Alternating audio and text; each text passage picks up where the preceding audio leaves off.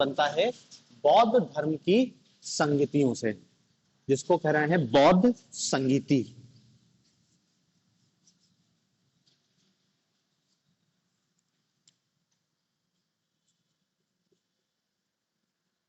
बौद्ध संगीति, चार बौद्ध संगीति, संगीति मतलब कॉन्फ्रेंस, बौद्ध विचारक मिलके एक सम्मेलन टाइप का कर रहे हैं, बौद्ध विचारक मिलके एक सम्मेलन टाइप का करना है। तब ये सम्मेलन में क्या बातें निकल के आई हैं वो आपको याद रखना। चार कॉन्फ्रेंस हुई हैं, तो देखो चारों को आपको याद रखना है। प्रथम बौद्ध संगीति, प्रथम बौद्ध संगीति, प्रथम बौद्ध संगीति, ये इसका टाइम पीरियड है 483 ईसा पूर्व, 483 ईसा पूर्व। इसका आयोजन हुआ था राजगृह के सप्तपर्णी गुफा में, राजगृह के सप्तपर्णी गुफा में, सप्तपर्णी गुफा में, राजगृह के सप्तपर्णी गुफा में। और इसको कराने वाला व्यक्ति था मगध नरेश आजात शत्रु, आजात शत्रु। और इसकी अध्यक्षता की थी, अध्यक्ष था महाकश्यप, महाकश्यप, महाकश्यप। अध्यक्षता किसकी थी? महाकश्यप की। मतलब इसको ऐसा लिख लेना, एक टेबल के रूप में लिख लेना कि पहले कॉलम में बौद्ध संगीति, फिर समय, फिर स्थान, फिर किसके संरक्षक में हुई थी या किसने कराया था, और फिर अध्यक्ष, किसकी अध्यक्षता में बौद्ध संगीति हुई थी। और अंतिम वाले में लिख लेना आउटकम, कि इस संगति में क्या निकल के आया, परिणाम, इस संगीति का क्या परिणाम होता है। तो देखो जो पहली बौद्ध संगीति है उसमें सुत्त पिटक और विनय पिटक का संकलन किया गया। दो ग्रंथ निकल के आए, सुत्त पिटक और विनय पिटक, सुत्त पिटक और विनय पिटक, दो ग्रंथ निकल के आए। सुत्त पिटक का संकलन आनंद ने किया और विनय पिटक का संकलन उपाली ने किया था। आनंद और उपाली, सुत्त पिटक का संकलन आनंद ने किया था और विनय पिटक का संकलन उपाली ने किया। तो देखो ये पहली बौद्ध संगीति में इतनी चीज याद रखनी है। देखो 483 ईसा पूर्व, 483 ईसा पूर्व महात्मा बुद्ध की मृत्यु हुई थी। तो जब महात्मा बुद्ध की मृत्यु हुई तो जितने भी बौद्ध अनुयायी थे वो एक जगह मिलते हैं, और कौन उनकी मिलने की व्यवस्था कराता है? आजा शत्रु। मगध नरेश, मगध की राजधानी राजगृह, राजगृह की सप्तपर्णी गुफा में ये फर्स्ट बौद्ध कॉन्फ्रेंस होती है। इसमें क्या निकल के, और अध्यक्ष कौन था इस बौद्ध? महाकश्यप। फिर दो किताबें लिखी गई हैं, सारे बौद्ध विद्वान मिलकर बैठते हैं और दो बौद्ध ग्रंथ निकल कर आते हैं, सुत्त पिटक और विनय पिटक। एक का संकलन करता है आनंद और एक का संकलन करता है उपाली। ठीक है। फिर है द्वितीय बौद्ध संगीति, सेकेंड कॉन्फ्रेंस, द्वितीय बौद्ध संगीति, द्वितीय बौद्ध संग, हाँ ये दो ग्रंथ लिखे गए हैं, सुत्त पिटक और विनय पिटक। सुत्त पिटक लिखा है आनंद ने, विनय पिटक लिखा है उपाली ने। अभी जब अपन बौद्ध ग्रंथ को पढ़ेंगे तब देखेंगे कि बौद्ध ग्रंथ हैं, जैसे वैदिक धर्म के वेद और उपनिषद है ना, तो उसी टाइप से बौद्धों के ये दो महत्वपूर्ण ग्रंथ हैं, सुत्त पिटक और विनय पिटक। सुत्त पिटक की रचना आनंद ने की है और विनय पिटक की रचना उपाली ने की है। ये सबसे महत्वपूर्ण बौद्ध ग्रंथ है। बौद्ध ग्रंथों में जो जिनको कहते हैं पिटक, तीन ही पिटक हैं, सुत्त पिटक, विनय पिटक, अधिधम्ब पिटक, ये तीन सबसे मेन बौद्ध ग्रंथ आधारभूत, जैसे वेद है ना इसी टाइप से ये तीन। फिर सेकंड बौद्ध कॉन्फ्रेंस होती है इसके 100 साल बाद, 383 ईसा पूर्व, 383 ईसा पूर्व। इसका आयोजन कराता है कालाशोक, वो सॉरी, ये 383 ईसा पूर्व में, और ये आयोजित होती है वैशाली में, वैशाली में। और इसको आयोजित कौन कराता है? कालाशोक,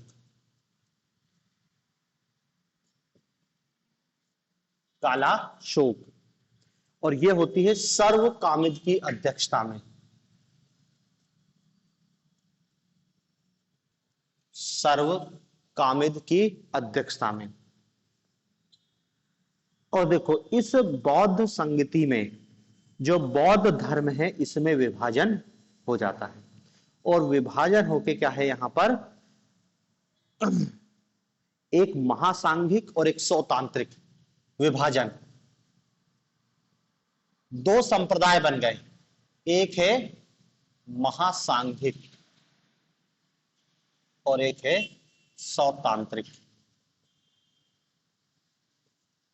बौद्ध संघ में विभाजन होता है, बौद्ध धर्म में विभाजन हो जाता है, और महासांघिक और सौतांत्रिक दो नए संप्रदायों के रूप में हमको देखने को मिलते हैं। फिर थर्ड, तृतीय बौद्ध संगीति।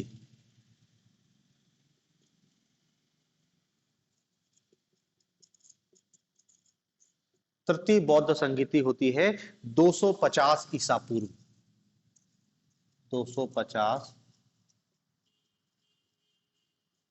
ईसा पूर्व। और ये होती है पाटलिपुत्र पटना में, और इसको करवाता है अशोक। पाटलिपुत्र और अशोक इसका आयोजन करवाता है ये। और इसका जो अध्यक्ष था वो था मोगिल पुत्र तिस्स, मोगिल पुत्र तिस्स, मोगिल पुत्र तिस्स की अध्यक्षता में। और इस तृतीय बौद्ध संगति में बौद्धों के तीसरे ग्रंथ अभिधम्म पिटक का संकलन होता है। अभिधम्म पिटक, अभिधम्म पिटक का संकलन होता है। तो देखो तीन ग्रंथ हो गए हैं, तीन किताब, सुत्त पिटक, विनय पिटक और अभिधम्म पिटक। तीसरी बौद्ध कॉन्फ्रेंस में अभिधम्म पिटक नामक बौद्ध ग्रंथ का संकलन किया गया है। अब देखो ये जो तीसरी बौद्ध संगति है इसका आयोजन करा रहा है अशोक, लेकिन अशोक ने अपने किसी अभिलेख में इस तृतीय बौद्ध संगति का उल्लेख नहीं किया है।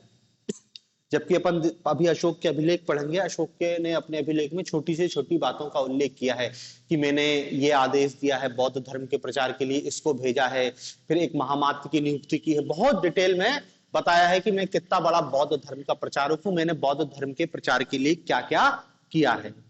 तो जब वो इतनी छोटी छोटी बातों का उल्लेख कर रहा है तो फिर इतनी बड़ी बात उसने क्यों नहीं बताई कि मैंने तृतीय बौद्ध संगति का आयोजन करवाया फलानी फलानी जगह।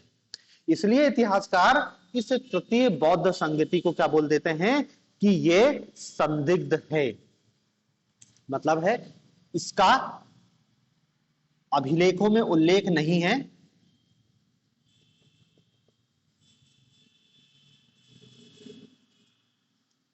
इसलिए ये संदिग्ध है। हुई भी थी कि नहीं हुई थी, संदिग्ध, ठीक है ना। मतलब इसकी प्रमाणिकता संदिग्ध है कि ये संगीति हुई थी या नहीं हुई थी, क्योंकि अशोक इतनी बड़ी बात को अपने अभिलेखों में क्यों नहीं लिखेगा जबकि वो छोटी छोटी बातों का उल्लेख कर रहा है। फिर होती है चतुर्थ बौद्ध संगीति। चतुर्थ बौद्ध संगीति, चतुर्थ बौद्ध संगीति। और चतुर्थ बौद्ध संगीति का आयोजन होता है प्रथम शताब्दी में।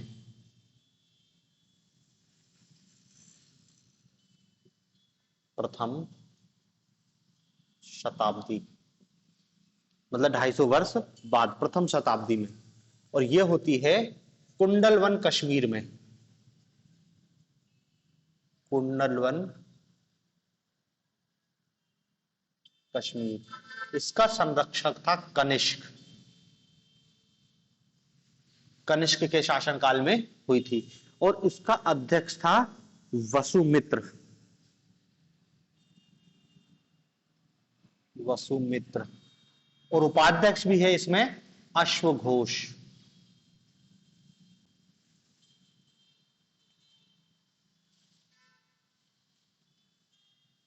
अध्यक्ष वसुमित्र और उपाध्यक्ष अश्वघोष। इस चतुर्थ बौद्ध संगति में बौद्ध धर्म दो भागों में बढ़ जाता है, हीनयान और महायान। इस चतुर्थ बौद्ध संगति में बौद्ध धर्म दो हिस्सों में बंटता है, एक हिस्सा कहलाता है हीनयान और एक हिस्सा कहलाता है महायान। और ये विभाजन बहुत, जिसको कहना चाहिए कि निर्णायक था। अब बौद्ध धर्म दो हिस्सों में बटेगा, हीनयान और महायान। और अब अभी तक तो केवल क्या था कि बौद्ध हैं, अब आपको ये बताना पड़ेगा आपकी हीनयान बौद्ध है या महायान बौद्ध है, क्योंकि अब ये दो शाखाओं के रूप में स्वतंत्र रूप से विकसित होगी और दोनों में बहुत अंतर है। हीनयान एक अलग टाइप का धर्म, महायान एक अलग टाइप का धर्म, मतलब दोनों अलग अलग संप्रदायों के रूप में। और वो है बौद्ध धर्म के संप्रदाय, लेकिन सबकी अपनी अलग अलग आइडेंटिटी है। एक अलग दिशा में गया और एक अलग दिशा में गया, दोनों की विचारधारा अलग है, दोनों की कार्यप्रणाली अलग है। ठीक है ना। तो देखो, महात्मा बुद्ध की मृत्यु हुई थी 483 ईसा पूर्व और प्रथम शताब्दी ईसा पूर्व, लगभग आप ये कह सकते हो कि 500 साल के अंदर ही बौद्ध धर्म दो हिस्सों में बढ़े। देखो, इसके पहले भी बटा था, लेकिन वो विभाजन उतना नहीं था, ये बिल्कुल निर्णायक विभाजन था। अब बौद्ध धर्म दो हिस्सों में विभक्त हो जाएगा। तो देखो, ये बौद्ध संगति है, आपको याद रखना है 1 2 3 4 5 6 बिंदु इसमें याद रखने हैं। कि पहली बात तो याद रखना है कि बौद्ध संगति कितनी हुई? 4 हुई।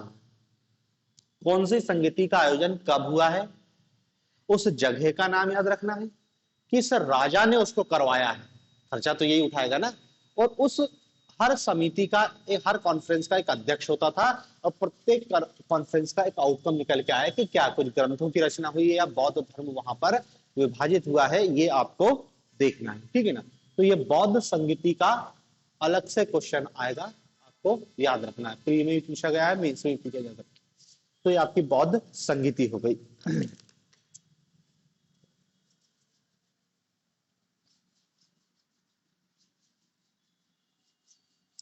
इस बौद्ध संगति के बाद जो इसमें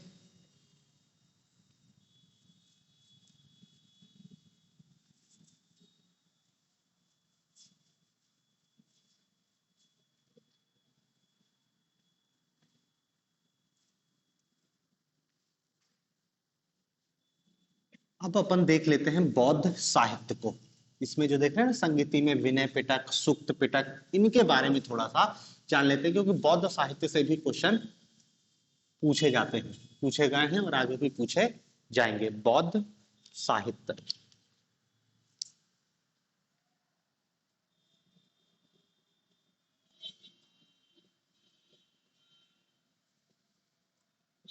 बौद्ध साहित्य।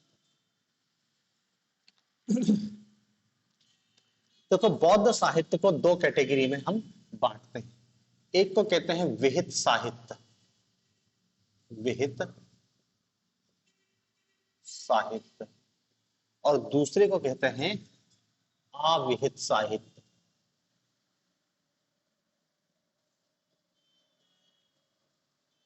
अविहित साहित्य, एक है विहित साहित्य और एक है अविहित साहित्य। और देखो, विहित अविहित कहने का मतलब क्या है कि विहित साहित्य है जो थोड़ा सा सिस्टमेटिक है, जिनकी रचना पहले हुई थी। अविहित साहित्य की रचना बहुत बाद तक होती रही है, बहुत बाद के ग्रंथ इस अविहित साहित्य में शामिल किए गए। मतलब ये इसमें थोड़ा सा कथा कहानी टाइप की चीजें आपको ज्यादा दिखाई देगी, किसमें?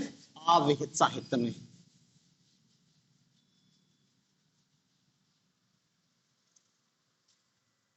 इस विहित साहित्य में है त्रिपिटक कहते हैं। इस विहित साहित्य में जो ग्रंथ है उसको कहते हैं हम त्रिपिटक,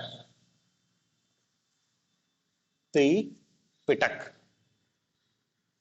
इन त्रिपिटक की भाषा क्या है? पाली, पाली भाषा में, पाली भाषा। देखो पाली भाषा में पिटक का मतलब होता है टोकरी, तो तीन कैटेगरी कह लो या तीन टोकरी कह लो, जिसमें तीन टाइप के बौद्ध साहित्य हमको दिखाई दे रहे हैं। अभी देखते हैं तीन कौन कौन से हैं। इन त्रिपिटक में सबसे पहले है आपका सुत्त पिटक, सुत्त पिटक। दूसरा ग्रंथ है विनय पिटक, और तीसरा ग्रंथ है अभिधम्म पिटक। अभिधम्म, सुत्त पिटक, विनय पिटक और अभिधम्म पिटक। सुत्त पिटक अब भी देखा, इसकी रचना कब की गई है? प्रथम बौद्ध संगीति में। प्रथम बौद्ध संगीति, प्रथम बौद्ध संगीति में सुत्त पिटक की रचना की गई है। हम इसका भी जान रहे हैं, ये किसकी किताब, इसका संकलन किसने किया? आनंद ने। ये आनंद, ये उपाली दोनों प्रथम में आए थे। ठीक है, अब सवाल है कि इसमें है क्या? इसमें बुद्ध के उपदेश एवं शिक्षाएं हैं। बुद्ध के उपदेश एवं शिक्षाएं, ठीक है ना। इसलिए देखो हमने क्या कहा है कि सुत्त पिटक का संकलन किया है आनंद ने। अब सामान्य बोलचाल में बोल देते हैं सुत्त पिटक किसकी किताब या किसने लिखी, तो आनंद ने लिखी। लिखी आनंद ने है, लेकिन आनंद के विचार नहीं है इसमें। उन्होंने क्या किया है, महात्मा बुद्ध का प्रिय शिष्य था, जितने प्रवचन दिए हैं महात्मा बुद्ध ने, जो जो बातें बोली है उसने उसको लिख दिया।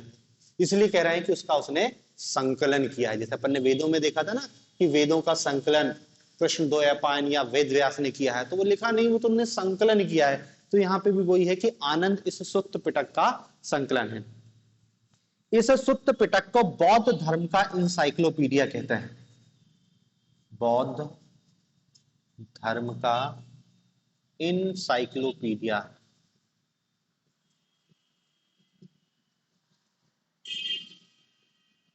बौद्ध धर्म का इंसाइक्लोपीडिया इसको कहा जाता है।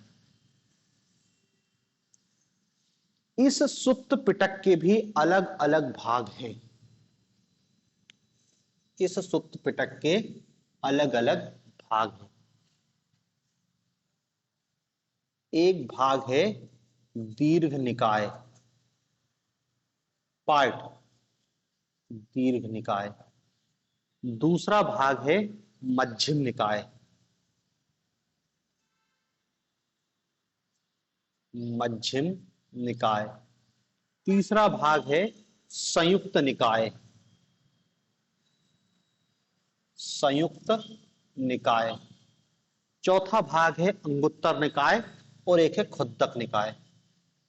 अंगुत्तर और फिर है खुद्दक। दीर्घ निकाय, मध्यम निकाय, संयुक्त निकाय, अंगुत्तर निकाय।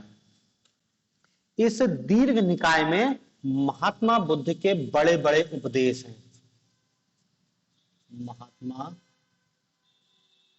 बुद्ध के बड़े बड़े उपदेश हैं, नाम ही उसका दीर्घ निकाय, बड़ा निकाय। तो इसमें क्या है, महात्मा बुद्ध के बड़े बड़े उपदेश हैं। ठीक है ना। इसमें महात्मा बुद्ध के महापरिनिर्वाण की चर्चा है। महापरिनिर्वाण मृत्यु, महापरिनिर्वाण की चर्चा है। बुद्ध के पुनर्जन्म सिद्धांत, पुनर्जन्म सिद्धांत की चर्चा है। पुनर्जन्म सिद्धांत की चर्चा है। ठीक है, तो ये दीर्घ निकाय। मध्यम निकाय, मध्यम निकाय में क्या है, छोटे उपदेश हैं। छोटे उपदेश, ये दीर्घ है, ये मध्य, मध्य मतलब छोटा, तो इसमें क्या है, छोटे निकाय हैं। छोटे छोटे उपदेशों का संकलन किया गया है। फिर जो संयुक्त निकाय है, संयुक्त निकाय, इस संयुक्त निकाय में बौद्ध धर्म के थोड़े सिद्धांतों की चर्चा है। जैसे महात्मा बुद्ध का मध्यम मार्ग, महात्मा बुद्ध का जो मध्यम मार्ग है, अष्टांगिक मार्ग, इसकी चर्चा भी संयुक्त निकाय में है। अष्टांगिक मार्ग है, चार आर्य सत्य है, धर्म चक्र प्रवर्तन है,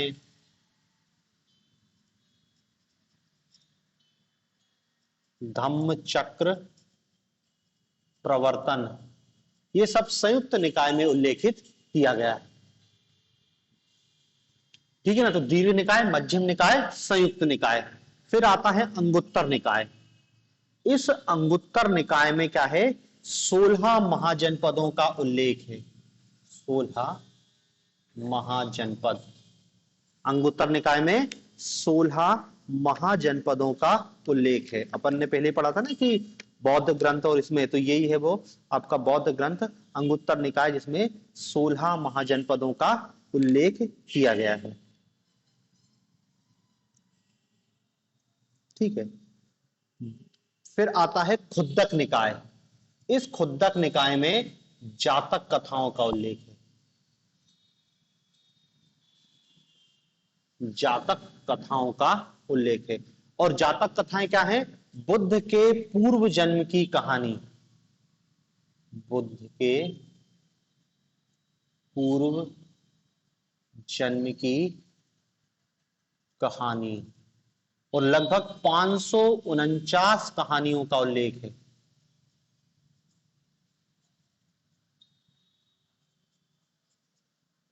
549 कहानियों का उल्लेख है, बुद्ध के पूर्व जन्म की कहानी है। ठीक है ना। और देखो ये जो जातक कथाएं है ना, ये जातक कथाएं का बहुत सारा अपडेटेड वर्जन हमको हिंदू धर्म में भी दिखाई देता है। जैसे इस जातक कथा में एक दशरथ जातक है, दशरथ और राम की कहानी भी है।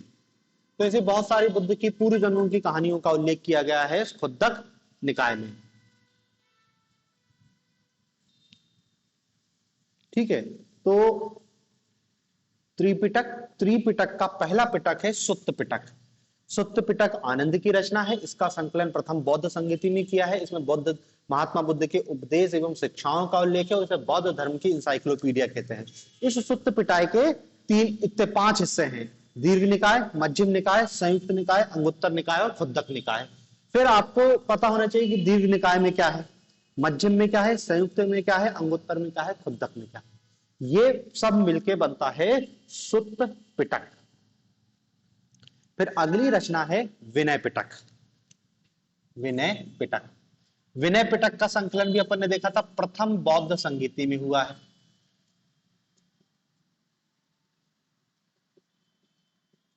और इसका संकलन करता कौन है, उपाली है।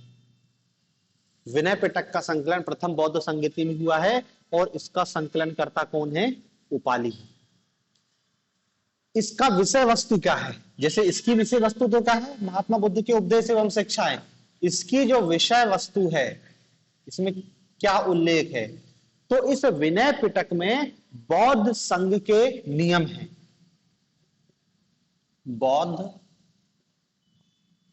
संघ के नियम, जैसे अभी अपन ने बौद्ध संघ पढ़ा तो उसमें पाली मोक्ष, उसका उल्लेख भी आपको इस विनय पिटक में ही दिखाई देगा। बौद्ध संघ के नियमों का उल्लेख है। अब देखो इस के भी अलग अलग पार्ट हैं, जैसे सुक्त पिटक के पार्ट थे ना, इस अभी विनय पिटक के भी अलग अलग पार्ट हैं। एक तो आप देख ही चुके हो, पाली मोक्ष।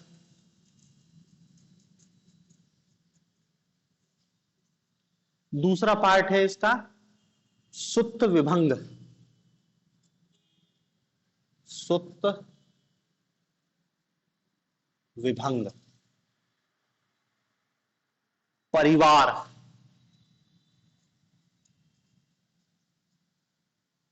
परिवार। और एक पार्ट है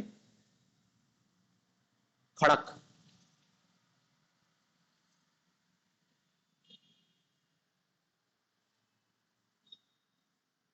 ठीक है।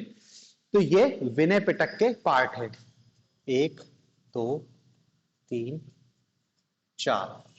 ठीक है। फिर आते हैं अभिधम्म पिटक पर। अभिधम्म पिटक, अभिधम्म पिटक में दरअसल हमको बौद्ध फिलॉसफी दिखाई देती है। बौद्ध दर्शन।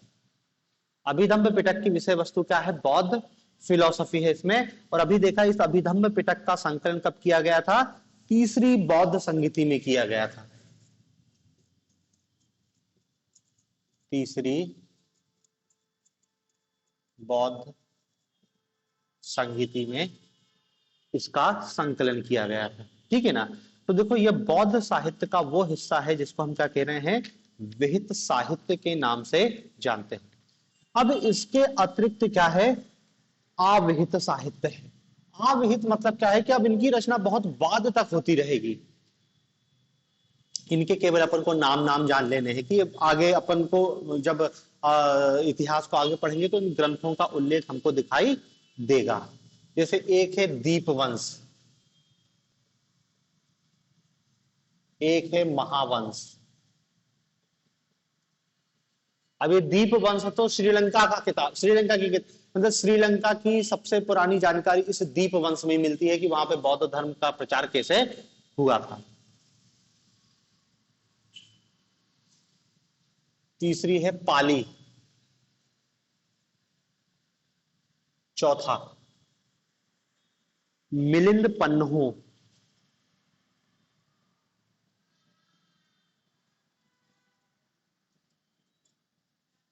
मिलिंद पन्नो। और पांचवा है नेति पाकरणा। नेति पाकरणा। और देखो, जातक कथाएं भी इसी के अंतर्गत है। हालांकि जातक कथाओं को अपन ने इधर देखा, सुत्त पिटक के अंतर्गत देखा था, लेकिन ये जातक कथाएं भी क्या है? बाद तक लिखी जाते रही। 549 कहानियां है ना, तो कहानियों की तो कोई सीमा नहीं है। तो वो ये सब सबके अलग अलग रचनाकार हैं। अभी आगे अपन इतिहास में इनको थोड़ा थोड़ा उल्लेख देखेंगे कि मिलोन पन्नूब नागसेन की रचना है, तो वो कैसे क्या, सारी चीजों को अपन इसमें देखेंगे। इसके अतिरिक्त क्या है? बौद्धों से रिलेटेड अविहित साहित्य में कुछ संस्कृत ग्रंथ भी हैं। संस्कृत ग्रंथ। देखो, हमने सब लिखा है कि बौद्ध साहित्य की भाषा सामान्यतः क्या है? पाली है। लेकिन आगे चलकर क्या है? पाली भी अपना पाली नहीं होती है, और आगे चल के संस्कृत को अपना लेते हैं। और इसमें जो सबसे मेन ग्रंथ है वो क्या है? बुद्ध चरित्र। बुद्ध चरित्र। बुद्ध चरित्र अश्वघोष की रचना है, और उसमें बुद्ध की जीवनी है। बुद्ध की जीवनी। ठीक है ना? तो देखो, बौद्ध साहित्य में अपने लिए इतना ही काम का है। हाँ, एक शब्द और याद रखना, बौद्ध साहित्य के अंतर्गत एक होता है वैपुल्य सूत्र। इसको अलग से लिख लेना नोट करके, वैपुल्य सूत्र। वैपुल्य सूत्र। वैपुल्य सूत्र क्या होता है? ये महायान से संबंधित ग्रंथ है। किससे? बौद्धों की जो शाखा है महायान।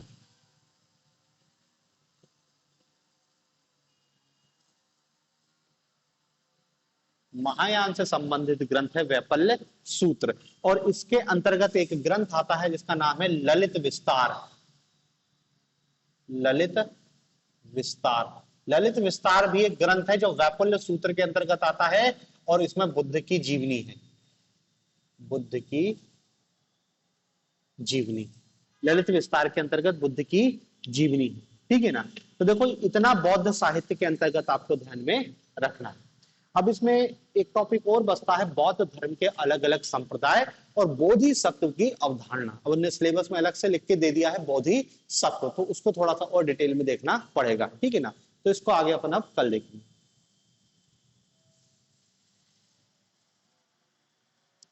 नेति पाकरणा। नेति पाकरणा और जातक कथाएं।